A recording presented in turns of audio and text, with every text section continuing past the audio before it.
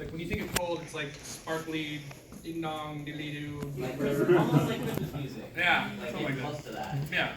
And then another thing is the Fortissimo boss. We got Megaran, who is an awesome nerdcore rapper guy, super good dude, and we had him be Fortissimo. We actually based the boss kind of on him. And so he sings the track and everything. I pitched it down so he sounds like a big old mole and stuff. And when you defeat the boss and he goes away, Stem goes away. And if he doesn't, Stem keeps yelling and mocking you as you're dead, which is fun. Movie time! Woo! So, basically what I wanted to, I had some things here where I wanted to show off some of the early versions of the tracks and like what they kind of ended up as, and then I have a lot of the cutscenes. The cutscene score, the orchestral score. What's up, dude? That's you. Is the melody in it is based on the melody in the game. So there's kind of just like that reference there. I actually was trying to be a film composer for many years, and then I realized that there's no fucking money in indie films. So that was a good time. So this is the first track I ever wrote for Necrodancer, 2014. God, how old am I? But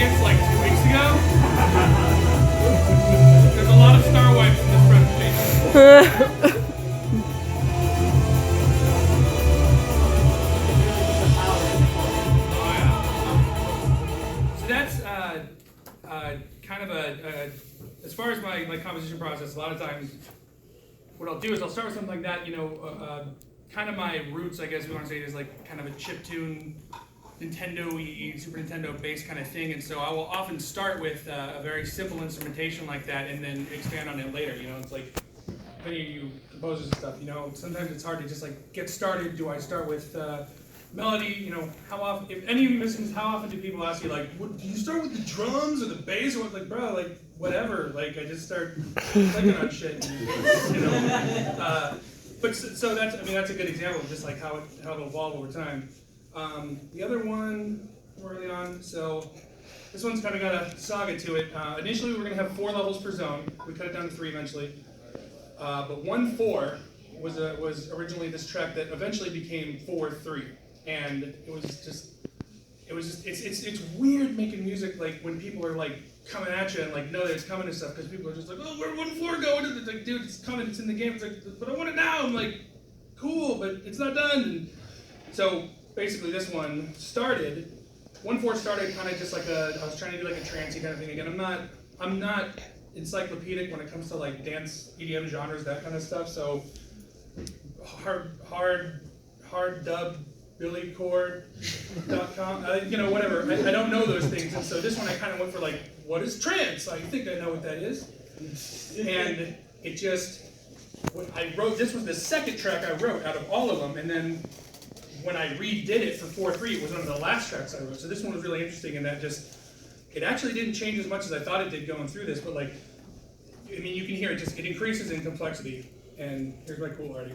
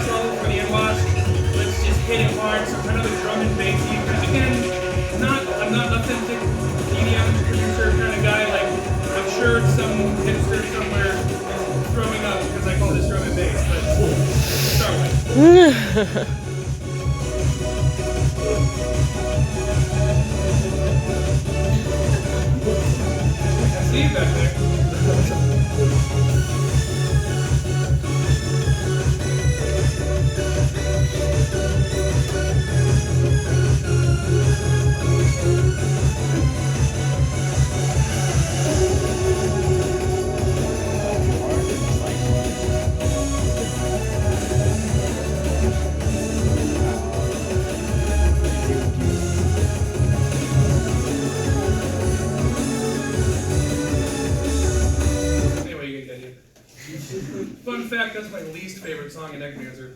Like, and it's weird when that kind of stuff happens where, you know, often people, you know, this is the best song, all that kind of stuff, and it's just like, I don't know what it is, like, technically and whatever, like, I think it's good, I think it works, all that kind of stuff, but it's just like, you know, I like the original better. And usually, 99% of the time when I work on something, I like it more, but not this time. So, you know, just a little weird fun fact about minor eroticism. So now, one thing I do with the cutscenes, it's kind of like the most simple, I don't know what you would call it, not maybe leitmotif, something like that. If you all know what leitmotif is, it's like the Star Wars thing, like Imperial theme, Obi-Wan's theme, that kind of thing.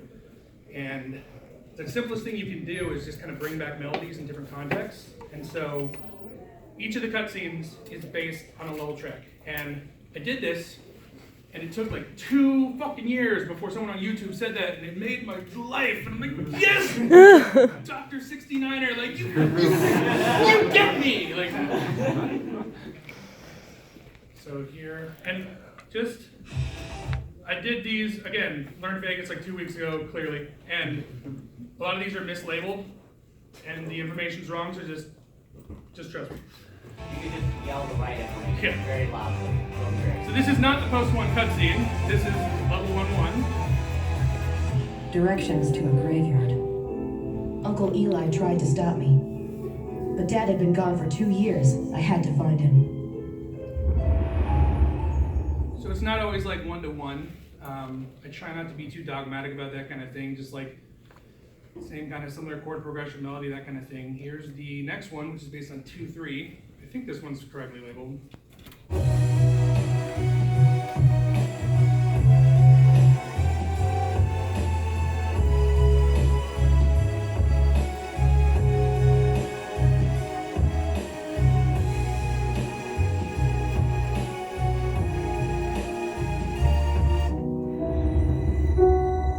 Mom died when I was only 7. I heard Dad and Uncle Eli arguing after the funeral. Now I have no choice, Eli. I have to find the golden loot. And abandon your child. With these notes, it shouldn't take long to find. What was so important about golden loot? Maybe it makes you sound like a real fucked up person, but God, that gives me goosebumps every time. Anyone make music and their own music makes you goosebumps and then you feel really shitty about it? Okay, that's a good thing. Why did they get me here? Here's the next one. This is actually, sorry, I'm just blasting you right now, I'm sorry. This is actually like, I think my favorite melody that I wrote for the entire game. It's just this little snippet here.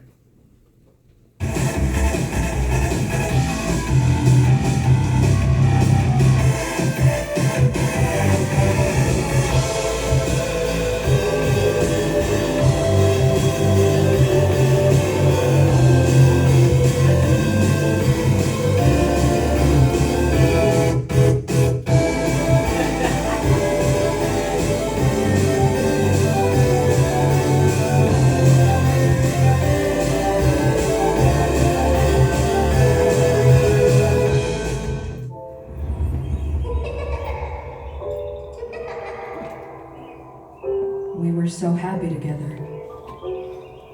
Until my mother got sick. I just want to help you, Melanie. Can't you see that? There's a reason my mother took that thing away, Dorian. Don't go. I have to find it. I have to risk it. So that's, I mean, again, that's about as basic of a kind of melody utilization kind of thing you can do, right?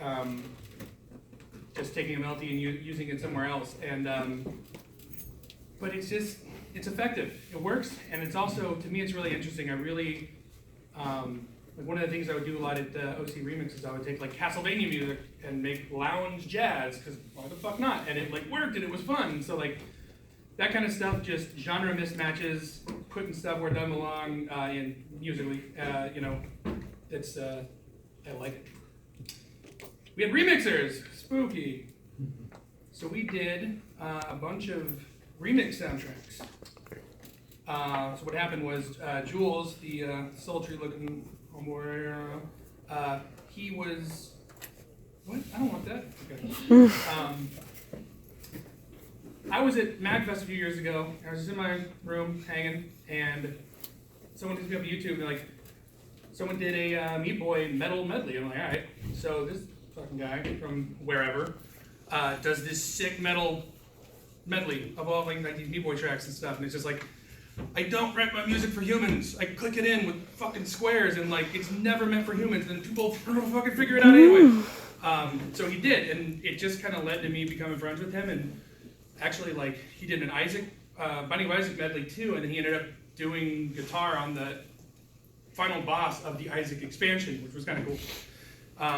But basically, he was at PAX once, and he showed me he did metal remixes, crossfadeable 1-to-1 remixes of 1-1, 1-2, and 1-3 from the game, and it just blew my mind. Because not only is he's just, you know, if any of you need guitar like this, he's great. Look him up.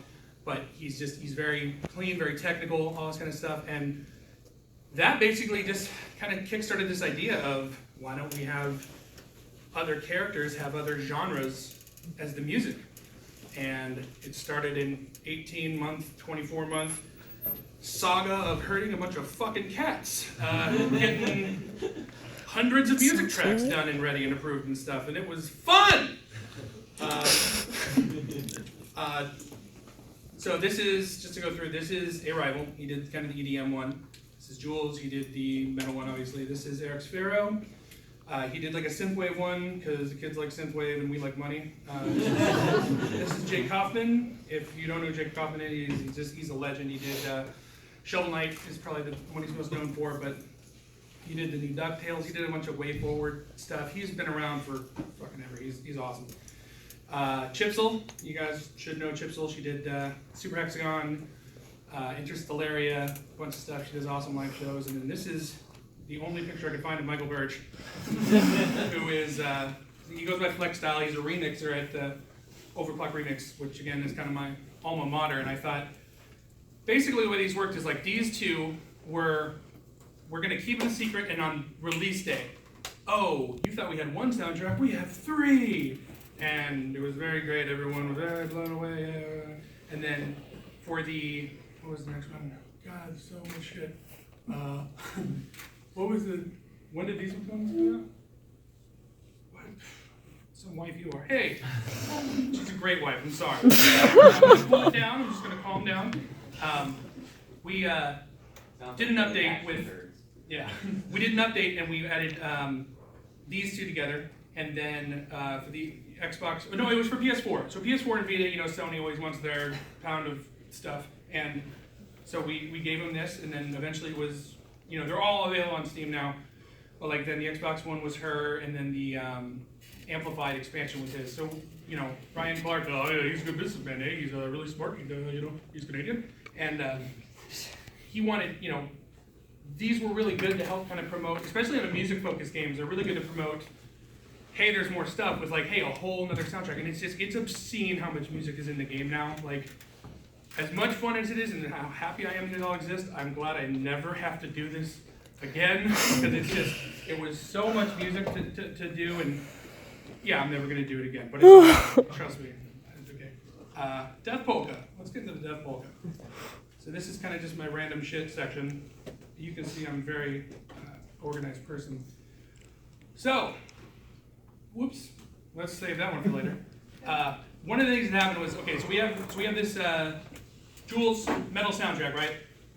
And I'm playing the game once, I'm thinking, okay, so someone's playing a game and they're on the metal soundtrack and they get to death metal. Death metal is one of the bosses in the game already, and he has a metal soundtrack, so it's like, metal music with a more metal soundtrack, so I just had this thought in my head that there's somebody playing the game, they're just like, bro, check it out. Like, that's how every fan sounds in my head, so let's just stick with me.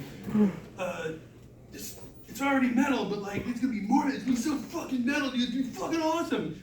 And so I thought, we did one that was super metal by Jules, and that is in there, but what if, once in a while, every 1 in 10 times, it's so fucking metal, and it turns into polka?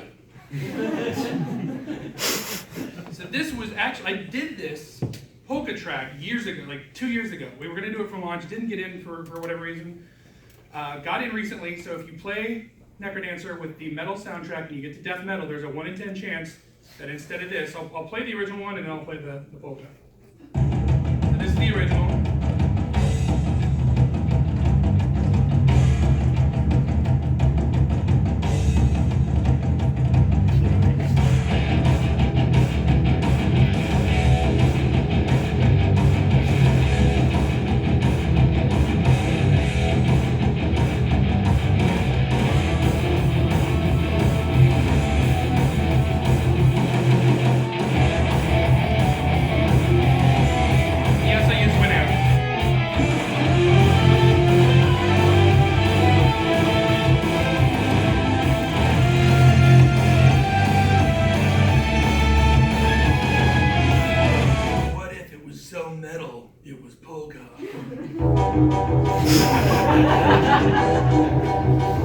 It's not much different, really.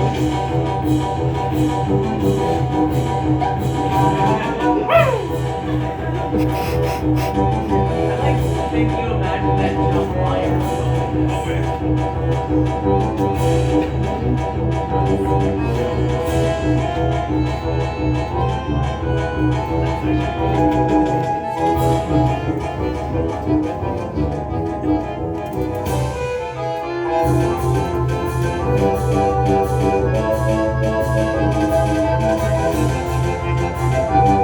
I get paid for this shit.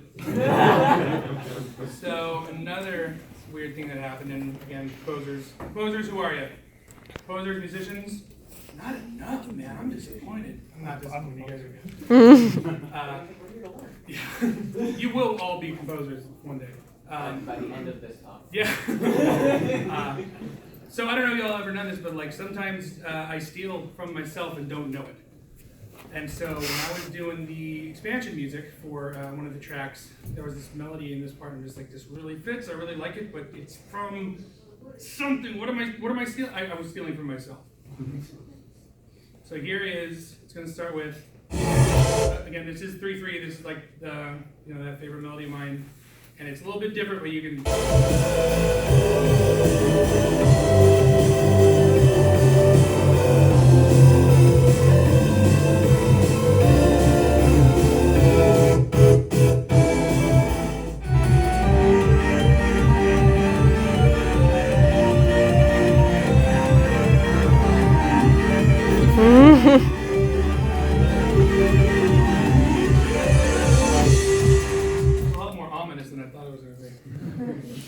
But yeah, I mean that happens sometimes. I mean, and it's. I I think one of the things you can get hamstrung by as a composer is if you honestly worry too much about stealing shit. You will, and you won't know it. I mean, there's just obviously just the law of, I'm not a math magician or nothing, but like the laws of probability averages, whatever, like there's just so many melodies are taken, right? And like so much of it has to do with presentation, context, all that kind of stuff. And so one of the things, obviously you want to make sure you're not taking, you know, I'm in love with the JW, all that, you know, that's probably, don't do that one, but like, I try not to be too crazy about avoiding that stuff. It's gonna happen. Cookie clicker. I don't know why. So this sounded funnier in my head, so apologies. But when I was writing the music that ended up being the end theme, I played a lot of cookie clicker. And I tried to kind of rationalize it as like, well, maybe instead of like, oh, I gotta wait for this to render, I'm gonna, knock it on Facebook and on Twitter. I'm just gonna play cookie clicker because that's not as addictive. And so now every time I hear the end theme, I think of, did anyone play cookie clicker? Like there's a point where, spoiler, like shit gets weird, where like the grandmas get all demonic and shit. So every time I hear that song, I just see like blood cookies falling from the sky. Anyway, I felt compelled to tell you about that. I feel bad about missing cookie clicker. What the hell? It's a good one, man, if you like addiction. And then I guess kind of the final miscellaneous point is working with Power Up Audio was a really good experience. In preparing for this talk, I listened to, this is my first solo talk, so welcome, thank you. And I listened to like one from like Koji Kondo, and he was talking about how like he tries to, when there's sound effects or something, he tries to write the music to like get out of the way, and I guess I'm just a big fucking diva or something because I never do that. And Power Up Audio was very good about getting out of my way. It's an interesting challenge though, because all jokes aside, like you do need to consider that, right? Like if you have some kind of sound field with a lot of really like low frequency stuff, and you're trying to do your EDM dubstep bangers, like there's going to be problems. And so it was really nice to work with Power Up, extremely professional guys with a lot of know-how, so that we could, whenever there was a problem like that, they knew how to resolve it. They also just had a very good instinct of like how to make the soundtrack, how to make the sound effects percussive, right? Like when you open the door in a game where everything's on the beat, it's got to be, it can't be like, meow. This is why I don't do sound effects. And that's their logo. Whoa. So, okay. Seriously,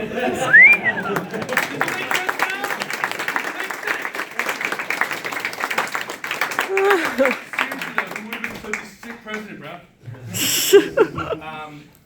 Yeah, I think I'm done a little bit early, but that's just more time for questions. So. How did you handle like music rights when working with other musicians? So kind of my boilerplate on that is we gave them a fee to do it, and then I just let them sell it and keep all the profits. I mean, it's just, I guess I could have asked for 20% or something. There's like the whole cover thing where it's like when someone does a cover, I'm supposed to get 20%, all that shit, and I'm just like, you know what? No, we're doing this. I mean, the fee wasn't. I think it was fair, but it wasn't like terribly high. But over time with the sales and stuff, I'm satisfied with kind of how we did it. But generally speaking, on these things, I would want to get the rights kind of locked up. So it's like, if we're going to do it on other platforms, if we're going to do it on, if we're going to be on MTV, yeah, right. But like, you know what I mean? Like, have that in the clear. But then as far as just like, dude, get it out there, do your thing, sell it. You're doing us a favor, and that's worked out pretty well. Gotcha. Thanks. What's up, dude? After a big project like this, how do you kind of decompress? How do you clear yourself from it for the next time? I mean, that's a good. I honestly don't know if I know the answer to that. I don't ever feel decompressed. Like, you're fucking indie, I play video games, and smoke weed. I'm not, why not? I'm a musician. It's not like I gotta drive a forklift or nothing.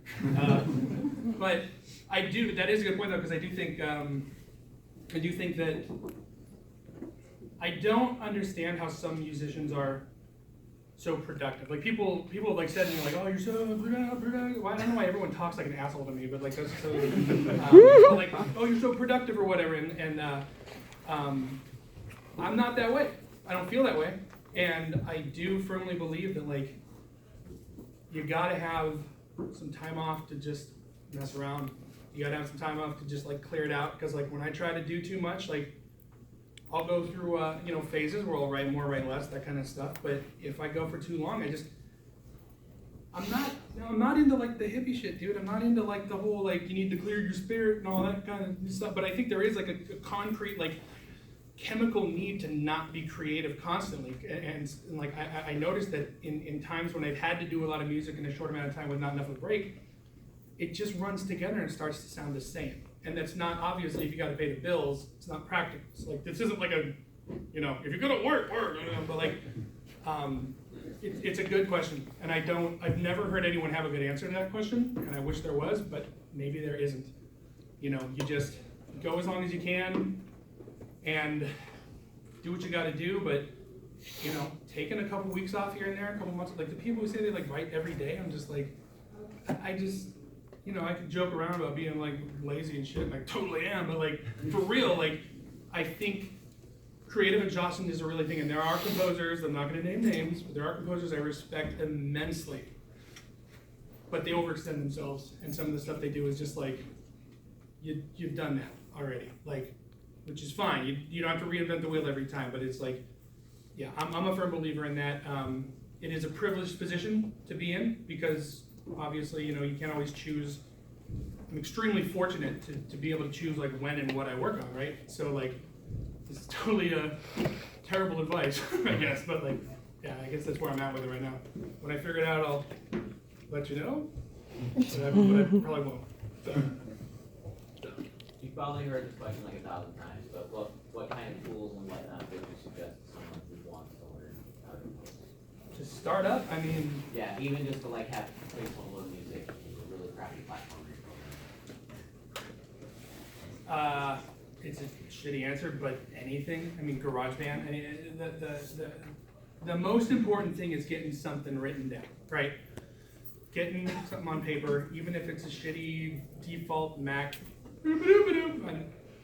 whatever thing. Getting it down, getting the process of like, okay, doing tracks, rendering it out. Here's a thing, right? It doesn't matter. I started with Guitar Pro, which is a MIDI sequencing program for guitar. I don't play guitar, so when I was in like middle school, high school, I learned how to write guitar tabs and never used them. But like I started out by doing MIDI covers of Linkin Park and Finger 11, and they're awesome, okay, so don't get me wrong, but like, just that process, I guess I would say if you're interested in kind of the long haul, one of the things that was really helpful for me was Overclock Remix. Kind of my thought there was like, if I do the remixes, because I had this really weird worry that like, what if I start making music and I make the best song ever, but like I don't produce it right and I just lose that opportunity. So my genius fucking idea was like, well, I'll just do remixes, so like I won't be wasting any material because it's already there, and I'll learn how to produce, and it kind of worked out. And so I did remixes for years, and I would do little original stuff on the side or whatever. But I do think it's a valid tactic as far as like learning this kind of stuff, where it's like you already know what you like. If you like some game music, do some remixes. Just find it by ear. Listen to it, transcribe it yourself, make something new. Right, and then what you do in that case, not only do you learn kind of production techniques, you learn your flow, but you don't have to worry so much about like, is my melody good, is my harmony good? That'll come in time. That's the thing that took me the longest to get a handle on. The technical stuff is a lot more linear in the way you learn it. I think you learn what a compressor is, you learn what EQ is, all this kind of stuff. And these days, in addition to being a composer, you have to kind of be an engineer too. It's just kind of the reality of it. So.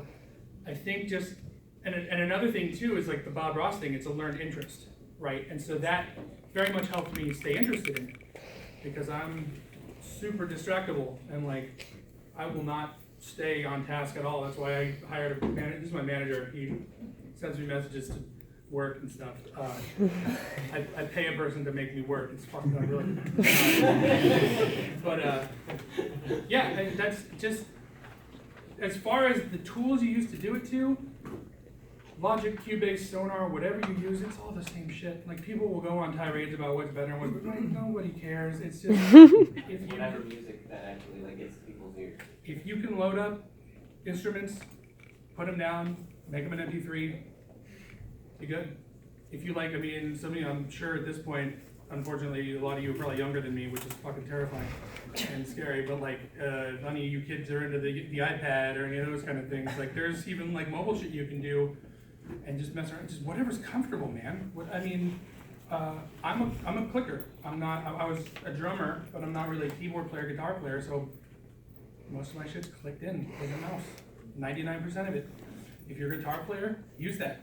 You know, there's MIDI guitars for super cheap. Like, some of the coolest arpeggios I ever came up with were just like, I had a MIDI guitar and just held a chord and it did it, and I just put the guitar away and clicked in the rest. Like, you know, there's so many tools, right? And it's just, like, I guess the number one thing I would say is don't let anyone tell you like what's better than whatever. Just try what you can. There's even free ones. There's Reaper, which is totally free, I think, unless you go commercial, and it's like, you gotta pay a fee or something, but like, there's free options. There's so many free VSTs too, the virtual instruments that you can use.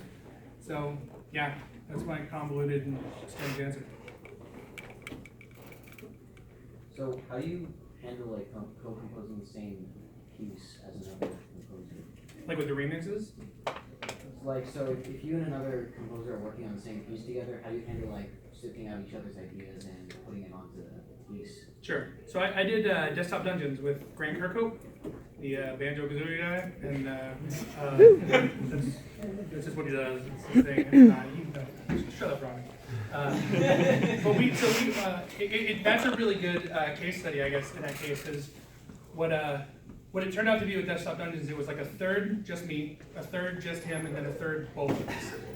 And we would kind of leverage each other's strengths. So he's an old guy, he's like 50. I'm sorry, that's not old. But he used Pro Tools for some fucking reason to write. Again, no composers, so that joke just, you know. Anyway, Pro Tools is not really meant for like sequencing. Pro Tools is meant for like recording bands and stuff. And there's like a MIDI sequencer. So in that case, we had to kind of we had to do some MIDI foo. He had to like send me a MIDI, I would put it in mine, that kind of thing. And so a lot of them would be, he would do just like a arrangement or something. I would import it, and I would just kind of like work on the drums, because that's kind of more my strength. He taught me that brass players need to breathe. That was a good thing to learn. So it kind of goes both ways. It's you know, both ways. So again, that kind of just depends on like what platforms you're using.